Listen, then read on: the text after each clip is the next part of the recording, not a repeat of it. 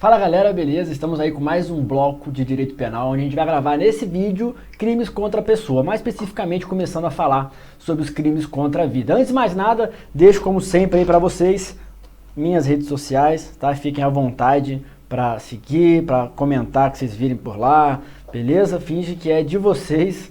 E hoje vamos lá falar sobre os crimes contra a pessoa. Dos crimes contra a pessoa, o que a gente tem? A gente tem os crimes contra a vida, a gente tem lesões corporais, periclitação da vida e da saúde, o crime de rixa, crimes contra a honra, que é muito importante, e crimes contra a liberdade individual. Nessa aula aqui, a gente vai falar sobre crimes contra a vida, beleza? Começando com o crime mãe dos crimes contra a vida, que é o crime de homicídio. Então, pessoal, olha só, a gente vai falar sobre todos os crimes contra a pessoa. É óbvio que alguns crimes têm mais peso do que outros. A gente não vai perder o mesmo tempo, não vai gastar o mesmo tempo falando de homicídio e falando de violação de correspondência, por exemplo, né? Porque são crimes totalmente diferentes, todos são crimes contra a pessoa, mas são totalmente diferentes, então o peso é diferente na sua prova, né, com relação ao que você precisa saber. Então a gente vai dar prioridade no aprofundamento nos principais crimes, beleza? Até para não ficar uma coisa maçante para você também. Começando a falar sobre o homicídio, a gente tem aí várias espécies de homicídio que a gente vai estudar em tópicos separados, né? A gente vai falar do homicídio simples, homicídio privilegiado, qualificado, culposo e as majorantes, beleza? E várias especificidades, jurisprudência do STJ. Mas vamos começando, olha lá. O homicídio simples, do artigo 121, matar alguém. O artigo mais fácil de decorar do Código Penal, matar alguém, 6 a 20 aninhos. Beleza? O sujeito passivo, quem é que pode cometer o crime de homicídio? Qualquer pessoa. Quem é que pode ser vítima de homicídio? Qualquer pessoa. Então você pode colocar que tanto no sujeito ativo quanto no sujeito passivo, ele é um crime comum, né? Que pode ser cometido por qualquer pessoa e sofrido por qualquer pessoa. Agora, qualquer pessoa que tenha vida extrauterina. Por que vida extrauterina? Vida fora do útero. Porque se eu tiver uma vida intrauterina, eu vou ter o crime de aborto, que a gente vai ver ainda, ou nesse bloco, ou em blocos mais para frente. Então tem que ter uma vida extrauterina. Mas aí tá, quando que eu começo a vida extrauterina? Quando que a vida deixa de ser intrauterina e passa a ser extrauterina? Ah, professor, com o nascimento. Beleza, quando que começa o nascimento? É quando a bolsa estoura? É quando o médico tira de dentro da mulher? É quando chora? É quando respira? Quando que eu tenho o começo da vida extrauterina para fins de homicídio? Aquela que se fala assim, olha, a partir de agora, se morrer é homicídio. Quando? Olha, a gente fala que é a partir do parto e quando que é o parto? Ó, ruptura da bolsa, ou o início da cirurgia se for uma cesárea, né? Ruptura da bolsa ou então contrações, tem gente que fala das contrações aqui também, né? Pode ser tanto a ruptura da bolsa quanto as contrações, ou no caso de parto cesariana, aí o início da cirurgia. Começou a cirurgia e morreu, já é vida extrauterina. A partir do início da cirurgia, eu já tenho vida extrauterina. Beleza? Já não tenho mais aborto. Tranquilo? O que mais? Conduta, matar. Ou seja, é uma forma livre. Vou botar aqui, ó, crime de forma livre. Como assim crime de forma livre? Como que você pode matar alguém? De zilhões de maneiras diferentes, tá? Matando alguém, a gente tem o crime de homicídio. Tranquilão? O que mais?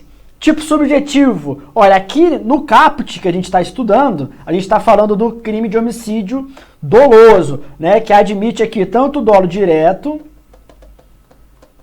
quanto o dolo eventual. Ah, professor, mas não existe também o culposo? Existe, mas não está aqui no caput, ele está em outro lugar que a gente vai ver já já. Consumação. Quando que se consuma? Quando que a pessoa morre? Você fala assim, não, matar alguém é o homicídio com a pessoa morre. Beleza, mas quando é que eu considero que ela morreu?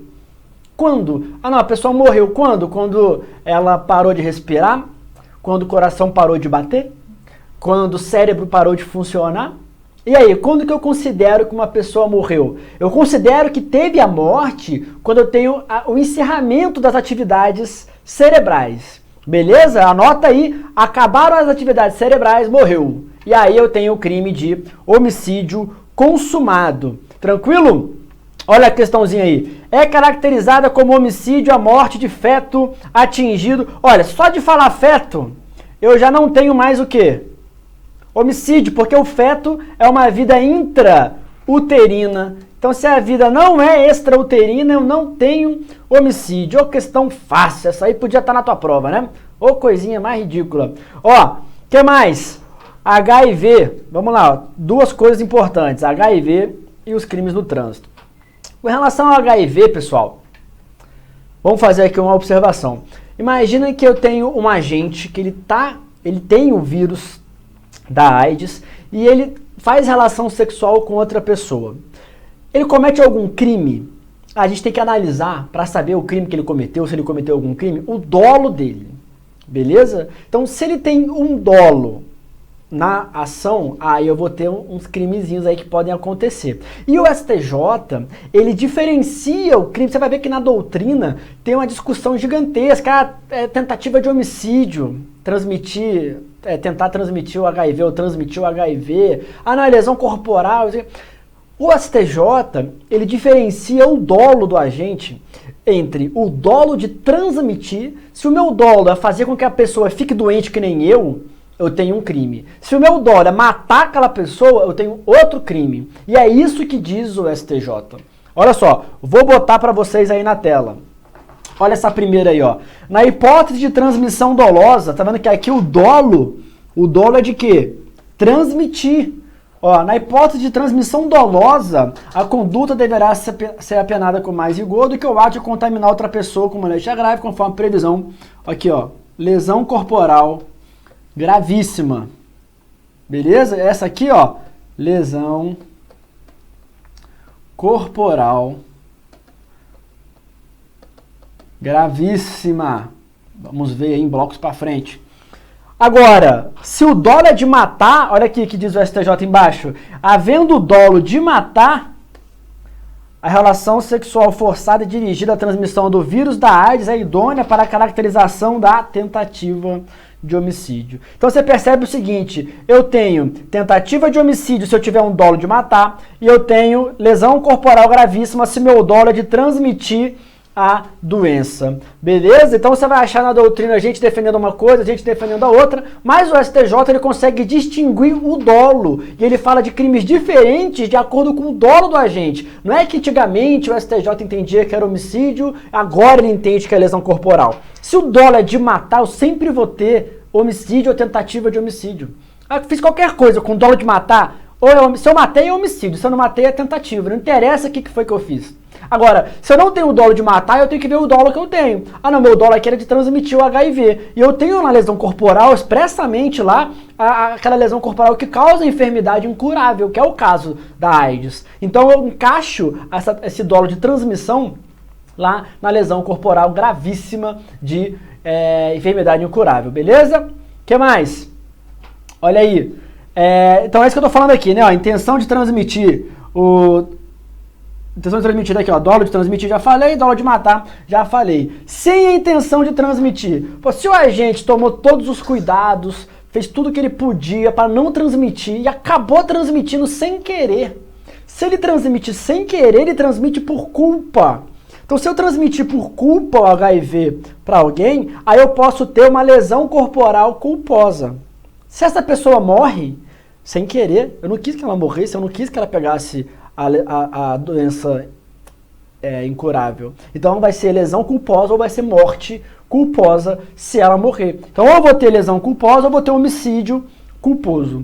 Beleza? O que mais? Trânsito. Olha que situação boa. No crime de trânsito, eu tenho aí o artigo 308, parágrafo 2º do CTB, no caso da competição ilegal. A gente vai falar da competição ilegal e da embriaguez, que são casos importantes, né? Imagina o seguinte, a pessoa fez uma competição ilegal, um racha, estava fazendo um racha e alguém morreu. Então, muita discussão se é dolo eventual, se é culpa, etc. que aconteceu na legislação? Lá no artigo 308, veio um parágrafo 2º que fala, olha, se da competição ilegal resultar morte, a pena é de tanto a tanto, é uma qualificadora. Vou botar uma qualificadora lá. Então, a morte é sem querer, ninguém faz um racha querendo matar os outros. Então eu vou ter aqui o seguinte, com essa qualificadora pré-dolosa, o que eu tenho? Eu tenho a competição ilegal mais o resultado morte. E aí acabou com a discussão. Mesma coisa na embriaguez, acrescentaram o parágrafo 3º, que fala, olha, se do homicídio ele tiver embriagado, porque o 302 trata do homicídio culposo no trânsito. Homicídio culposo no trânsito. Aí fala o seguinte, olha, se ele tiver embriagado, a pena vai ser outra, de tanto a tanto, que é o parágrafo 3º, que é uma qualificadora. Beleza? Então não interessa, se foi dolo, se foi... Olha só, encaixou no homicídio na direção do veículo automotor, no trânsito culposo e teve morte, vai ter uma pena diferenciada já. Tranquilo com isso?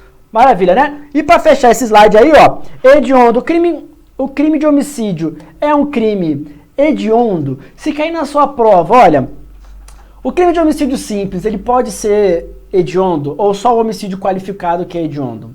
Quais são as hipóteses de homicídio que faz com que ele seja hediondo lá na lei dos crimes hediondos? Tem duas hipóteses. Uma é o crime de homicídio qualificado. Então, todo homicídio qualificado, bota uma aspas aí, um asterisco, que eu vou falar de uma exceção. Todo homicídio qualificado com uma exceção é hediondo, tá? O homicídio simples é hediondo? É em uma hipótese. Se ele for cometido por grupo de extermínio. Olha só, se ele for cometido... Imagina, eu não consigo imaginar um homicídio que é cometido por ação de grupo, não sei o que não seja qualificado. Porém, tá lá. Ainda que seja praticado por uma única pessoa, o homicídio nessa situação de ataque, não sei o que, ele pode ser caracterizado como crime hediondo, beleza? Então leva para sua prova que é possível o crime de homicídio simples ser hediondo? É possível, tá? Homicídio privilegiado, tá aí no artigo 121, parágrafo 1º. Por que eu coloquei esse privilegiado aqui, ó, entre aspas? Por quê? Porque olha o que eu tenho aqui no Código Penal, ó. Caso de diminuição de pena.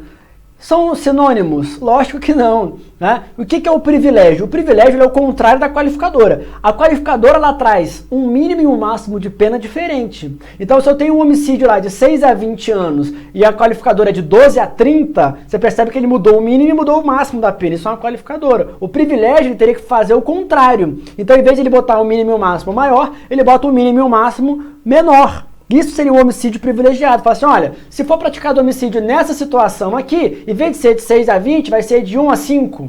Pronto, aí seria um privilégio. Agora, se ele traz uma fração de redução da pena, aí eu não tenho privilégio. Aí eu tenho causa de diminuição de pena, que contrapõe a causa de aumento de pena, não a qualificadora. Porém, todo mundo chama o parágrafo 1º do artigo 121 de homicídio privilegiado. Então não vai ser a gente que vai chamar diferente. Na prova vai cair homicídio privilegiado. Então você sabe que apesar da gente chamar de homicídio privilegiado, tecnicamente está errado e é um homicídio, é uma causa de diminuição de pena do homicídio. Mas vamos lá falar das causas de privilégio do homicídio, tá? Quais são? Ó, antes de falar disso, ó, já falei direito subjetivo do agente. Se tiverem presentes as características que a gente vai ver, se elas estiverem presentes, o agente tem direito da diminuição da pena de 1/6 a 1/3. É um direito dele. O juiz não pode falar assim, olha, realmente o crime foi praticado por relevante valor moral, mas eu não vou querer reduzir a pena. Não pode. Se tiver presente lá a causa de diminuição de pena, ele tem que diminuir a pena, beleza? E quais são essas hipóteses? Vamos lá, tem 3 hipóteses de privilégio do homicídio. Primeiro, relevante valor social. Segundo, relevante valor moral. Olha, o relevante valor, tá? É um valor que ultrapassa o tipo penal, ultrapassa a simplicidade do homicídio. Vou dar um exemplo. Relevante valor social. É uma coisa que importa para a coletividade inteira. Os livros trazem como exemplo, o Rogério Sanches fala, quem mata o traidor da pátria. Olha, ele matou o traidor da pátria. Pode matar o traidor da pátria? Não pode, é homicídio. Só que é um homicídio privilegiado, porque socialmente falando, foi muito relevante. Ele fez um bem para a sociedade. Tá percebendo? Então, não pode matar, porque né, o nosso código não permite, mas a pena dele não vai ser a mesma para quem mata por outros motivos. Tá? A pena dele vai ser um pouco reduzida. Isso é um relevante valor social. Tá? Relevante valor moral, aí é quando a situação é muito relevante para a própria pessoa que cometeu o homicídio. Por exemplo, o cara que mata o estuprador da própria filha. Nesse caso, para ele era muito relevante matar o estuprador da própria filha. Tem lugares que se chama lavar a honra. Então ele foi lá e lavou a honra. Né? Tem júri que até absolve nesse caso. Mas aqui que pode matar o estuprador da filha? Não pode. Então, existe todo um sistema judiciário para punir esse cidadão. Né? Pode matar? Não pode matar. Matou? Matou. O que eu vou fazer? Eu não vou punir ele igual as outras pessoas que cometem homicídio. Eu vou reduzir um pouco a pena dele porque foi muito relevante o valor moral. E eu coloquei no slide aí uma observação com relação à eutanásia. O que é a eutanásia? É um relevante valor moral. É quando a pessoa vem pra você e fala assim, olha, ela tá em estado terminal, tá morrendo. Ela fala assim, olha, não aguento mais. Me mata, por favor. Acaba com a minha vida. Tem como você parar de me dar esse remédio aqui só pra eu morrer logo? Eu não aguento mais ficar vivendo assim, igual planta. Eu quero morrer. Eu quero morrer. Você me mata? Provavelmente você já viu isso em algum filme americano. Né? Vai lá, por favor, dá a injeçãozinha aqui daquela que mata. Só pra eu morrer rapidão. E aí a pessoa vai lá e mata outra pessoa e tal. Lá pode. Né? O suicídio assistido, sei lá como é que chama lá. Aqui não pode. Aqui a eutanásia é crime. Você matar alguém não interessa, a pessoa pediu, não interessa, é crime. Só que você percebe que se você está acabando com o sofrimento de alguém, com a morte da pessoa, ela está pedindo, implorando para você, é um relevante valor moral a eutanásia. Então, não é um homicídio como qualquer outro. Pode matar? Não pode. Porém, se matar, vai ter uma pena reduzida. Então, a eutanásia no Brasil é crime de homicídio privilegiado, beleza? Se cair na sua prova eutanásia, você vai colocar lá que é crime de homicídio privilegiado. E por fim, vem a terceira hipótese, que é o domínio de violenta emoção. Olha aí, domínio de violenta emoção, a gente tem algumas informações importantes. Olha, ele fala aqui, ó, se o agente comete o crime impelido por relevante valor social ou moral, já falou, ou sob o domínio de violenta emoção, logo em seguida, injusta provocação da vítima. Domínio de violenta emoção. Você percebe o seguinte, a gente tem no artigo 28 lá do Código Penal, que ele falando que a emoção não serve para tirar nada, o crime continua sendo crime independente da emoção. Agora, se for uma violenta emoção, aí eu posso enquadrar no parágrafo 1º, mas ela sozinha não interessa, eu tenho que ter um domínio de violenta emoção. Porque se eu tiver só uma influência de violenta emoção, aí eu deixo de ter um privilégio e passo a ter uma atenuante. Uma atenuante. Então, em vez de eu ter uma causa de diminuição de pena, eu vou ter uma atenuante. Isso aqui, terceira fase da dosimetria. Isso aqui, segunda fase da dosimetria a critério do juiz, porque não tem quanto que aumenta nem quanto que diminui na atenuante.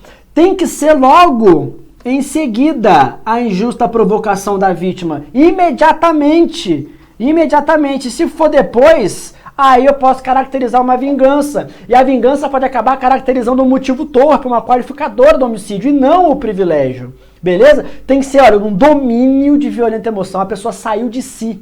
Sabe aqueles casos que vem filme, que a pessoa monta em cima da outra, começa a dar facada, a pessoa já morreu, e ela tá ali, ó, sabe? A pessoa tenta tirar ela de cima, já morreu, sai de cima dela, a pessoa tá lá, dando facada, aquilo ali é um domínio de violenta emoção, a pessoa tá fora de si, você pergunta pra ela, cara, o que aconteceu? Ela fala, não sei, eu saí de mim, eu fiquei fora de si, não sei o que aconteceu, sabe? É uma coisa que eu não entendo, isso é um domínio de violenta emoção, a pessoa perde o controle. Perde o controle. Então, se isso acontecer, pode matar? Não pode. Só que a pena vai ser reduzida. Beleza? E essa violenta emoção, esse domínio tem que ter sido causado pela vítima. A vítima fez uma injusta provocação que causou um domínio de violenta emoção que causou o homicídio. Por isso que ele é privilegiado. Beleza, galera? Muito fácil, né? Muito tranquilo falar de homicídio privilegiado. Agora, Se eu tenho duas pessoas cometendo homicídio privilegiado, se comunica o privilégio? Vou dar um exemplo. Imagina que eu contratei um matador para matar o estuprador da minha filha. O cara estuprou minha filha, relevante valor moral, contratei um matador, porque eu não sou matador, ele foi lá e matou o estuprador da minha filha. Eu e ele vamos responder por homicídio. Agora, eu respondo por homicídio privilegiado porque era o estuprador da minha filha. Para mim era de relevante valor moral. Esse relevante valor moral que se aplica a mim, ele vai se estender ao matador, para o matador também ter o benefício do privilégio? Não. As circunstâncias de caráter pessoal, elas não se comunicam. Está lá no artigo 30 do Código Penal. E os privilégios, as causas de diminuição de pena do parágrafo 1º, todas são circunstâncias de caráter pessoal que não se comunicam. Então, se tiver um concurso de agentes, várias pessoas cometendo crime, eu só vou aplicar a causa de diminuição de pena, o privilégio, para aquele agente em que ela se aplica. Eu não vou estender para os outros agentes, não é uma coisa objetiva que se aplica para todo mundo, tá? Então, se duas pessoas matam, se eu chamei um amigo meu para matar o estuprador da minha filha, o estuprador é da minha filha, não é da filha dele, então o privilégio é só meu, não é dele, beleza? Ele comete homicídio comum enquanto eu cometo um homicídio privilegiado, porque não se comunica. Então você vai botar aí, comunica, não comunica, tá? De acordo com o artigo 30 do Código, que é muito importante. Tranquilo? Vamos lá, umas questõezinhas aí, ó. A eutanásia é um homicídio piedoso, é reconhecida como conduta praticada por relevante valor moral, caracterizadora do homicídio privilegiado. Perfeito, a gente já viu. Se o agente cometeu o crime de homicídio qualificado sob violenta emoção, logo após a injusta provocação da vítima, o juiz deve considerar a circunstância como atenuante genérica na aplicação da pena. Você vê, olha só que questãozinha ruim. Ele colocou sob violenta emoção. Ele não colocou aqui, ó, se eu tenho influência de violenta emoção ou se eu tenho o domínio de violenta emoção. Se eu tiver domínio de violenta emoção, aí a questão tá errada. Se eu tiver influência de violenta emoção, aí a questão tá certa. Só que nesse caso, essa questão aqui de defensor público do CESP, tá?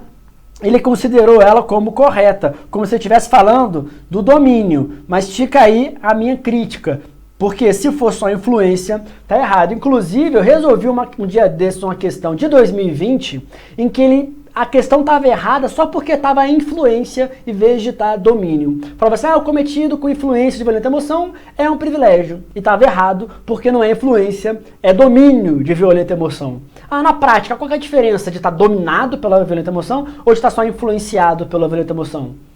Na prática, cada caso é um caso, vamos ter que analisar o caso e ver, isso aí estava fora de si. Não, é que ele estava com uma violenta emoção, mas não era domínio, era só uma influência. Na prática, a gente vai ter que analisar. Eu acho difícil fazer essa distinção, mas ela existe teoricamente para cair na sua prova. E você não vai errar. Beleza? Homicídio qualificado. Vamos lá falar um pouco do homicídio qualificado. A gente tem aí no parágrafo 2º do artigo 121 várias hipóteses de homicídio qualificado, começando com motivo torpe. Motivo torpe, que é um motivo desprezível, repugnante, dá nojo. Fala, não acredito que alguém cometeu um homicídio por causa disso, sabe? É uma coisa muito nojenta, você imaginar. Isso é um motivo torpe. E ele traz no inciso 1 um exemplo, olha, mediante paga, promessa de recompensa, que é o homicídio mercenário. Aquele caso em que eu pago alguém para cometer o homicídio. Paguei fulano para ele cometer o homicídio. Eu sou um matador de aluguel. Todo homicídio que eu cometo é porque alguém está me pagando. Todo homicídio que eu cometo já começa sendo qualificado pelo motivo torpe. E é um homicídio que necessariamente tem que ter duas pessoas. No caso do homicídio mercenário. Porque eu tenho que ter uma pagando e uma recebendo dinheiro. Então alguém está recebendo dinheiro, os dois têm que responder por homicídio. Beleza? E aí vai ser mercenário para quem está recebendo. Se eu estou matando porque recebi dinheiro ou promessa de recompensa, eu estou cometendo um homicídio por motivo torpe. A minha motivação é o dinheiro, é torpe. É um exemplo de motivo torpe, tem vários outros casos de motivo torpe. O legislador, ele trouxe uma interpretação analógica. Ele fala, olha, mediante paga, promessa de recompensa ou outro motivo torpe que você entenda que seja torpe aí, desprezível. Beleza? Vai ter uma discussão que a gente vai falar, vou falar logo agora, que é se se aplica ao mandante essa qualificadora. Imagina o seguinte, lembra aquele exemplo que eu falei? Contratei um matador de aluguel para matar o estuprador da minha filha. Nesse caso, eu vou responder por homicídio de motivação torpe ou eu vou responder pelo homicídio privilegiado pelo relevante valor moral?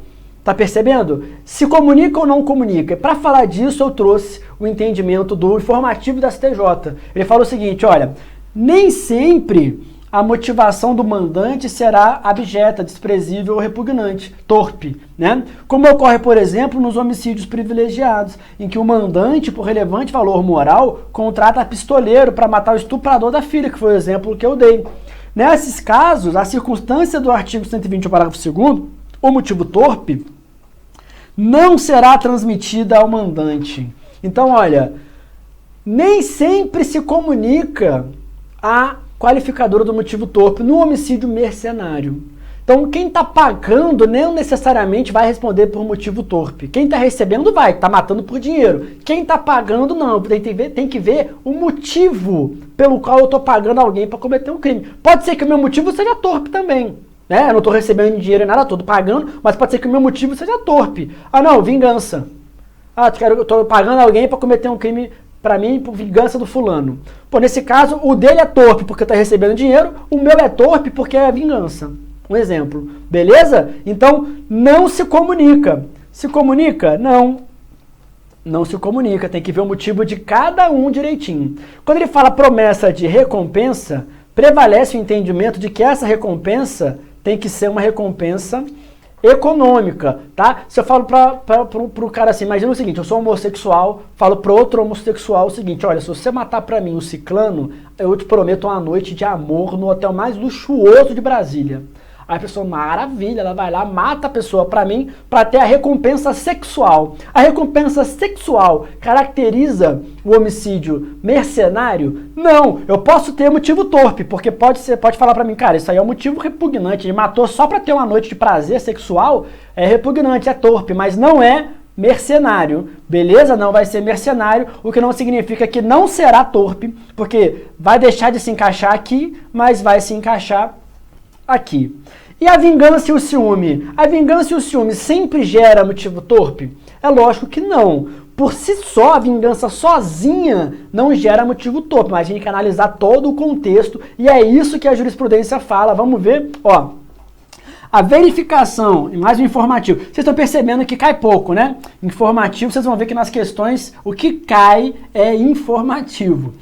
A verificação se a vingança constitui ou não um motivo torpe deve ser feita com base nas peculiaridades de cada caso concreto, de modo que não se pode estabelecer um juízo a priori positivo ou negativo. Eu não posso falar de maneira objetiva assim, olha, sempre que tiver vingança vai ser qualificado. Não posso fazer isso.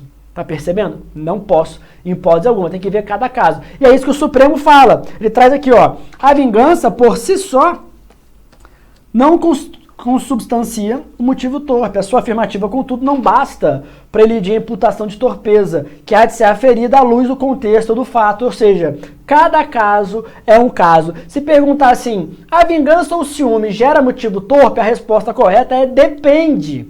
Depende. Na maioria das vezes, sim, mas depende, nem sempre, né? Por si só, não. É isso que a jurisprudência diz. Tranquilo? O que mais? Motivo fútil, para fechar o bloco aí, ó. O motivo fútil, olha, enquanto o motivo torpe é um motivo desprezível, desproporcional, o motivo fútil, né? Enquanto o motivo torpe é desprezível, o motivo fútil é desproporcional. É uma coisa que você fala, não acredito, sabe? Só por causa disso, uma vez lá no tribunal, eu peguei um caso, um morador de rua pegou as moedinhas que eles tinham, eles juntaram dois moradores de rua, as moedinhas que eles tinham, um falou pro outro, ó, vai lá e compra a nossa pinga. Aí o cara foi lá, comprou a pinga, acho que era R$4, era R$2 e pouco, uma garrafinha de pinga pequenininha, daquelas cachaça mesmo. Foi lá, comprou a cachaça, tomou sozinho, voltou trêbado pro brother dele, tomei tudo, comprei e tomei tudo. E aí o brother ficou indignado, ele se sentiu roubado, falou, nossa, você pegou todo o nosso dinheiro, comprou a cachaça e bebeu sozinho, todos os nossos R$4. Ah, não, e matou o cara. Matou. Isso é um motivo fútil. Fútil por quê? Matou por causa de R$4. Pequeno demais para você cometer um homicídio. Não que eu tenha um motivo que justifique, né? Falar assim, ah, não, esse aí é o motivo, não, era R$1.000, não, aí R$1.000 aí tudo bem, né? Não, mas pequeno demais, aí o homicídio já é ruim, a pena é de 6 a 20. Mas se for pequeno demais, aí você tá de sacanagem. Aí a pena vai ter que ser qualificada. Beleza? Agora, ausência de motivo. Porque você percebe, se o motivo for torpe, tá aqui. Se ele for fútil, tá aqui. E se não tiver motivo? Tô andando na rua com um bastão de beisebol, tô andando na rua e de repente olha pra alguém, plou, na cabeça. Olha pro outro, plou. Ah, por que você matou? Não, motivo nenhum não. Tava andando, deu vontade, fui lá e matei. Sem motivo. Sem motivo. Cara, nem se conheciam, do nada. Matei do nada. Sem motivo. Sem motivo qualifica o homicídio? Eu posso falar assim, olha, se o motivo pequeno qualifica, imagina um motivo que não existe, né? Será que o motivo que não existe é menorzinho do que o motivo pequeno? A doutrina entende que sim. Para a doutrina, a ausência de motivo eu boto junto com motivo fútil. Para a doutrina é o seguinte, olha, eu tenho que fazer essa interpretação aí, porque senão fica sem lógica. Porém, o STJ fala, que interpretação, que analogia, prejudicando o réu, jamais. É isso que diz o STJ. E olha, a jurisprudência dessa corte não admite que a ausência de motivo seja considerada fútil, sob pena de indevida analogia em prejuízo. Não pode, tá? Não pode, em hipótese alguma, analisar, fazer analogia em prejuízo. Não pode. Então, para a doutrina, eu tenho que pode, para a doutrina encaixa como motivo fútil, para o STJ não encaixa como motivo fútil. Beleza? E por fim, compatibilidade do homicídio fútil com dolo eventual. Se eu cometi um crime com dolo eventual, que é aquele dolo que o agente, ele não quer que aconteça tudo, mas ele assume o risco. Fala, olha, pode ser que aconteça, e se acontecer também não estou nem aí. Isso é dolo eventual. Nesse caso, tem como ter dolo eventual e o motivo fútil, por exemplo? Olha o que diz o queridíssimo STJ. Essa corte, olha, você vê que o julgado é recente. Essa corte possui possui entendimento firmado, ou seja, pacífico, no sentido de que não há incompatibilidade entre o reconhecimento do dolo eventual e as qualificadoras subjetivas. Ele falou de todas as qualificadoras. Dolo eventual e todas as qualificadoras subjetivas não têm incompatibilidade.